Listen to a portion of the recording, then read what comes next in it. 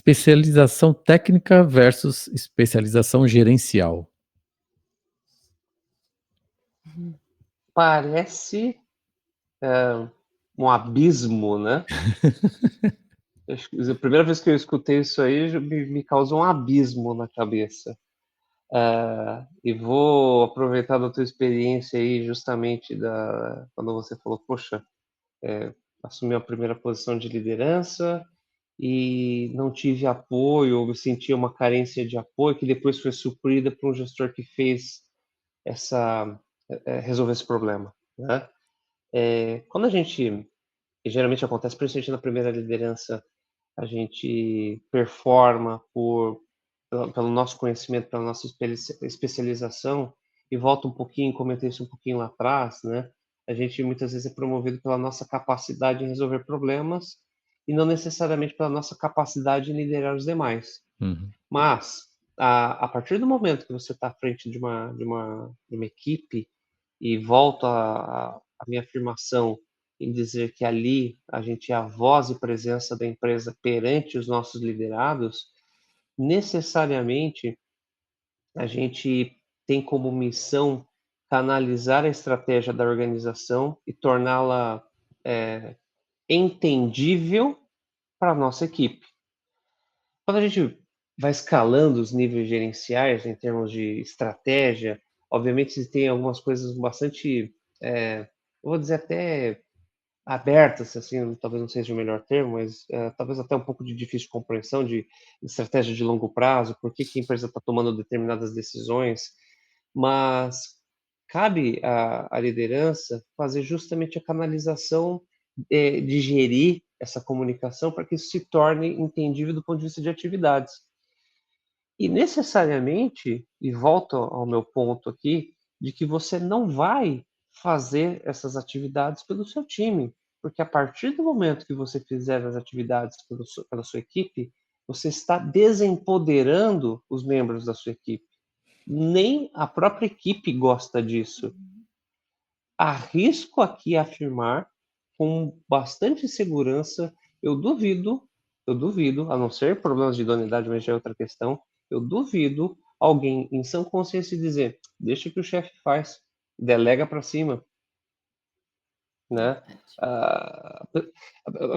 Salvo exceções, né? Essas que eu não quero nem entrar no mérito, que é bastante complicado falar sobre elas, né?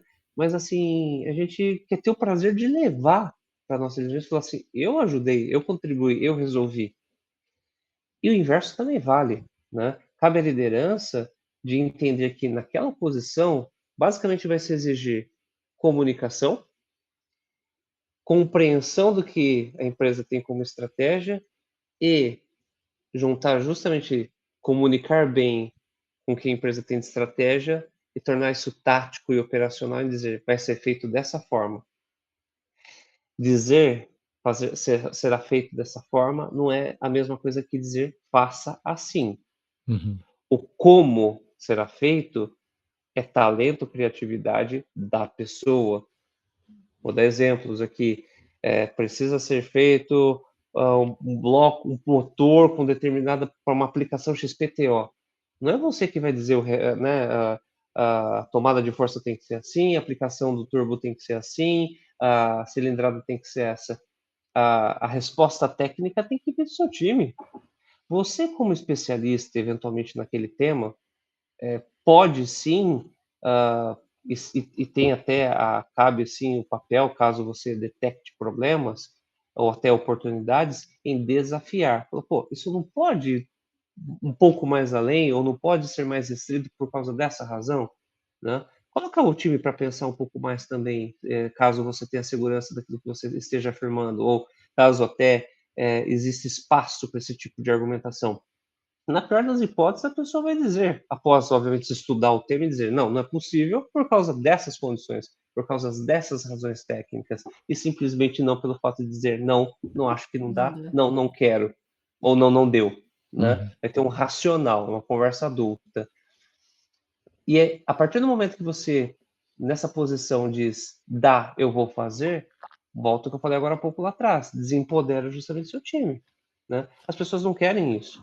As pessoas querem justamente alguém que apoie elas e dizer, putz, eu tive essa ideia, eu quero alguém que me apoie, eu quero alguém que faça chegar para o nível mais alto da organização essa ideia e isso se materialize. Esse é o sonho das pessoas, desde a base até mesmo do engenheiro mais sênior, esse é o sonho do cara, né? Falando do sonho do engenheiro, o cara vê aquele componente, vê a lanterna, vê o motor, vê aquela aplicação, aquilo que ele projetou, aquilo Não. que ele materializou, aquilo que ele desenvolveu, ele ou ela, né, o profissional, a profissional, essa pessoa desenvolveu. É muito gostoso ver isso, né? Você tem prazer em ver isso, se sentir membro pertencente de um desenvolvimento que você ou liderou ou contribuiu, né? É gratificante ver isso rodando nas ruas, ver isso aplicado, Nossa. seja em Já máquina, passou por equipamentos ou isso, né? soluções, salvando vidas, enfim, resolvendo de fato problemas da vida do ser humano, né? Isso todos gostam, isso todos querem. Agora, não é gostoso e coloca tudo a perder quando você apresenta uma solução e simplesmente se isso não é descartado, se quer ouvir e fala, não, vai ser desse jeito porque eu quero. E nem sempre é a melhor solução. Ou pior, a pessoa não sabe fazer, você fala, vai ser mais rápido fazer assim, porque eu não tenho tempo. É uma grande armadilha. Isso é uma grande armadilha. Muita gente não é promovida porque simplesmente falta um sucessor identificado para ocupar a sua posição. A pessoa ficou tão boa naquilo que ela faz que tirá-la dali virou um problema. Ah, E isso é ruim para a própria pessoa, ou seja, ela quis proteger tanto certas preocupações que ela mesma se tornou vítima da sua própria preocupação, da sua própria ansiedade em resolver problemas.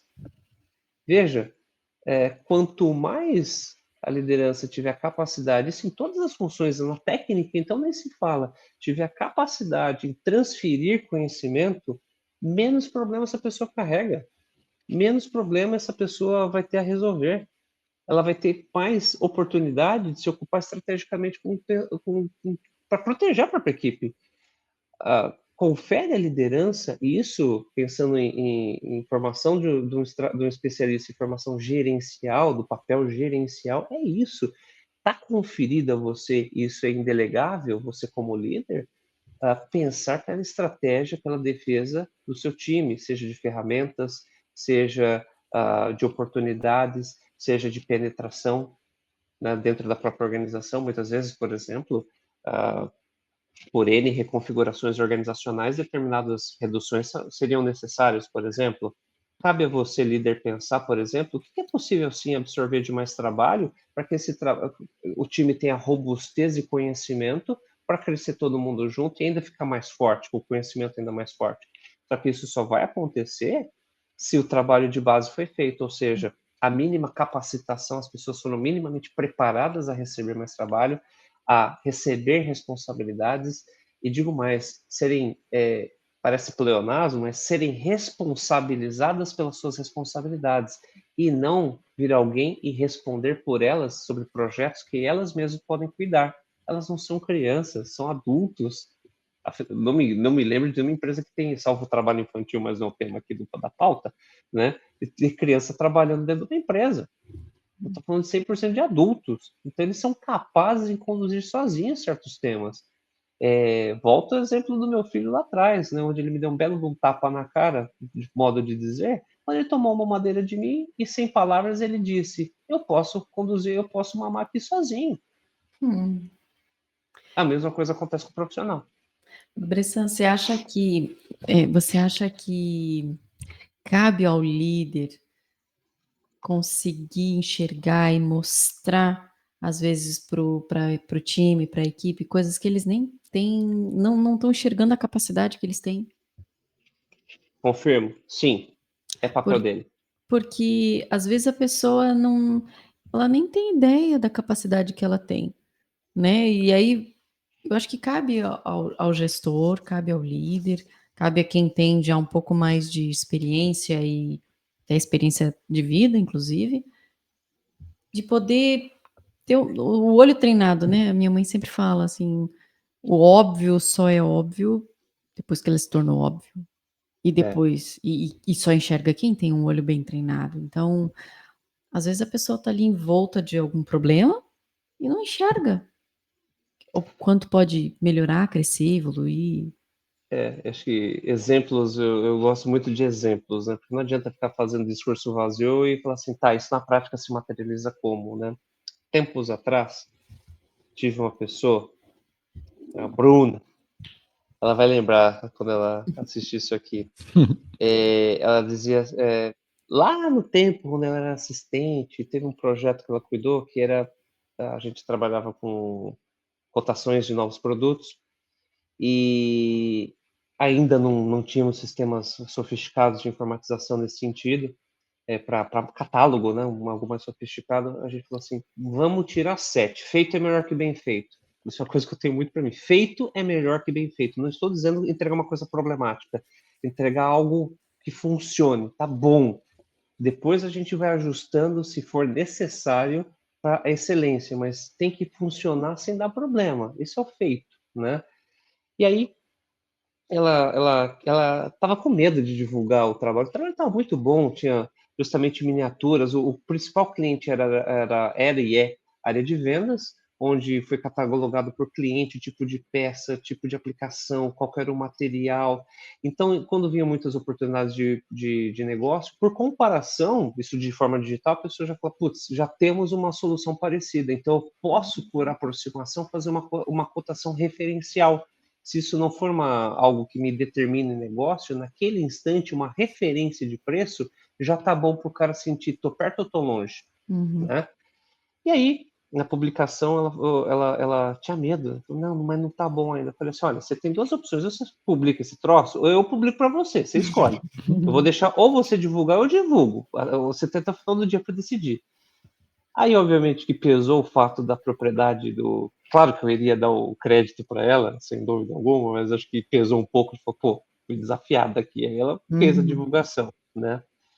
E isso foi tão relevante que, até então, um trabalho aparentemente insignificante, que, aliás, isso hoje foi quem fomentou ela estar no emprego atual dela. Ela acabou saindo da organização, teve algumas questões pessoais, e depois, obviamente, ao voltar para o mercado, ficou com medo, até de uma entrevista em inglês mesmo. Eu falei assim, mas você fala qual que é o medo? Ela falou, de não passar. Eu falei, bom, 50%, os outros 50% tá na tua mão. E aí, o que você vai fazer? Vai já jogar 100% de cara? A escolha é tua. Nossa. Aí ela falou, bom, é verdade, né? O não já tem. Eu falei, o não você já tem, por definição. O não já vem pronto desde o nascimento. Você já tem não, se ninguém quiser cuidar de você, já logo no nascimento você já tem essa opção. Né? Você não tem muito o que escolher, assim você conquista. Bom, resumo da ópera. Ela fez a entrevista, ela passou na entrevista e hoje todo o trabalho dela, claro, de uma forma muito mais sofisticada, veio daquela base que ela aprendeu nesse trabalho aparentemente simples, né? Que aliás hoje Coisa, né? é usado até hoje. E hoje na organização que ela faz, a missão dela é justamente fazer catalogação técnica de produtos.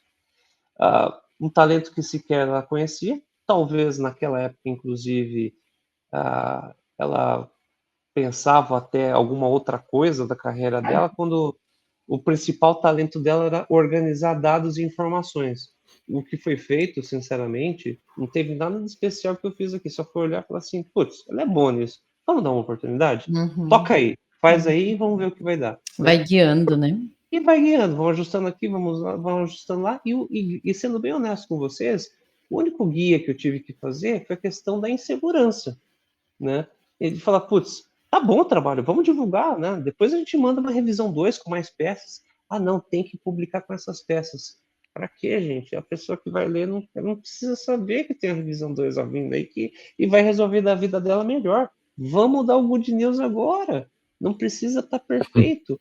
Não precisa 100% do catálogo agora. Vamos matar o problema que resolve a vida dessa pessoa, sabe? Você vê, a gente volta a pensar no ser humano, nas crenças limitantes, na forma de educação. Nossa, é a No base. exemplo que veio de casa. A casa é fundamental, né?